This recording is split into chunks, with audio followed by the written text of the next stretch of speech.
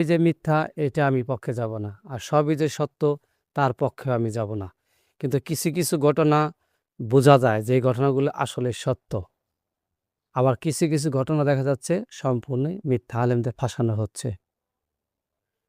আমি যে বিষয়টা বলতে চাই, ধর্ষণ আর বলাৎকার দুইটা নিয়ে আলেমদের গায়ে ট্যাগ লাগানোর চেষ্টা চলছে।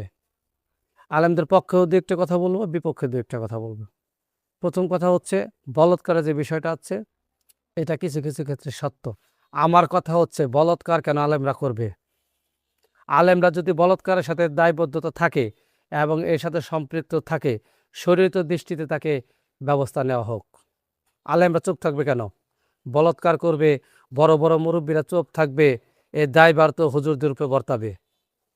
আর সাধারণ জনগণ তো হুজুরদেরকে আস্তে আস্তে ছোট করা শুরু করে দিবে। এই দায়ভারটা কে নিতে হবে? আলেমরা কত কথা বলে, দেখা যাচ্ছে যে একটা বিষয় কথা বলতে গেলে রাজনৈতিক বিষয়ে কথা বলে, অনেক কথা বলে। কেন বলাৎকার বিষয় নিয়ে কথা বলে না কেন? স্পষ্ট করতে হবে। যারা বলাৎকারের সাথে সম্পৃক্ত এবং বলাৎকার করছে, এদেরকে অবশ্যই আইনের আওতায় আনতে হবে এবং শরীয়তের দৃষ্টিতে এদের বলাৎকারের যে শাস্তি সেটা দেওয়া হোক। সেটা হুজুর হোক আর যেই হোক, আমি এর শাস্তি চাই। কারণ 2-4 জন হুজুরদের জন্য বাকি হুজুরদের সম্মান যাবে, এটা আমি চাই না। সব আলেম বলাৎকার করে না, 2-4 জন আলেম। যারা আলেম নামের জালেম, এই বলাৎকারের সাথে সম্পৃক্ত, এদের শাস্তির ব্যবস্থা করা হোক। আমি বাংলাদেশে বড় বড় মুরব্বিদের প্রতি বসি, তাদের প্রতি ব্যবস্থা নেওয়া হোক। আর হচ্ছে, ধর্ষকের সাথে যারা 2-4 জন আলেম সম্পৃক্ত, অনেকে আছে যে হত্যাকারীর সাথে 2-1 জন সম্পৃক্ত আছে। সব যে সত্য তা না বলতেছি, কিছু কিছু ফেক মিথ্যাও ভিডিও বের হয়। যেগুলো সত্য সেগুলোর উপর ব্যবস্থা নেওয়া হোক, যেগুলো মিথ্যা সেটা প্রকাশ করা হোক। আলেমরা ব্রিফিং করবে, পেজ ব্রিফিং করবে যে এই বলাৎকার সম্পর্কে যেটা ফেসবুকে আসছে এটা মিথ্যা, এটা আমাদের কাছে উপস্থাপনা করতে হবে, জনগণের সামনে উপস্থাপনা করতে। জনগণের সামনে যদি এটা উপস্থাপনা করা না হয়, তাহলে তো জনগণ আলেমদের প্রতি তো বিশ্বাস হারিয়ে ফেলবে। এটা নিয়ে আপনার কাছে কেন মাথা ব্যথা হচ্ছে না? দর্শকের ব্যাপারে মিডিয়া আসে, মিডিয়া তো খালবাদে ধরবেই। মিডিয়ার কাজই হচ্ছে আলেমদেরকে ছোট করা। মিডিয়া যে যে আলেমকে ছোট করতে যায়, সেটা দেখা যাচ্ছে পরবর্তী ক্ষেত্রে দেখা যায় যে এই নিউজটা মিথ্যা হয়ে যায়। দর্শকের ক্ষেত্রে আলেম জড়িত না, ঠিক আছে, কিন্তু যে আলেম জড়িত না সেটা কেন সব আলেমদের পক্ষ থেকে প্রেস ব্রিফিং করে জানিয়ে দেওয়া হয় না? আলেম কি একাই কি শুধু কষ্ট করবে? এটা তো হতে পারে না। এখানে প্রত্যেকটা আলেমই এখানে দায়বদ্ধ থাকতে হবে।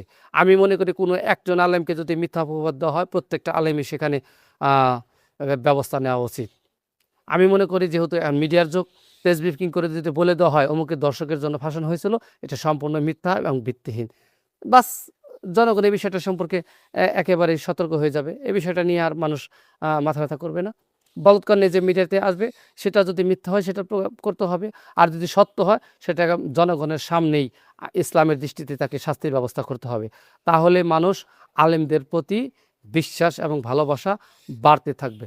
আর যদি এই বলাৎকার ধর্ষণের ব্যাপারে আলেমরা সঠিক কথা না বলে, যেটা মিথ্যাকে মিথ্যা যদি না বলে, সত্যকে সত্য যদি না বলে, মানুষ আস্তে আস্তে আলেম থেকে সরে যাবে।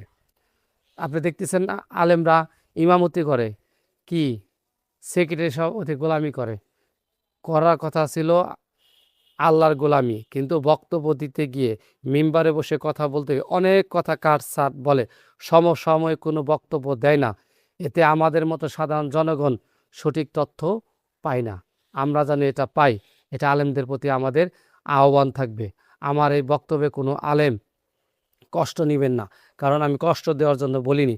আমি চাচ্ছি আলেমদের পক্ষ থেকে স্পষ্ট করা হোক, দর্শনকারীর ব্যাপারে দর্শনের শাস্তির ব্যবস্থা করা হোক। দর্শন না হলে, মিথ্যা অপবাদ দিলে সেটাকে প্রেস ব্রিফিংয়ের মাধ্যমে জানানো হোক এবং বলাৎকারের বিষয়ে একই করা হোক। সালাম।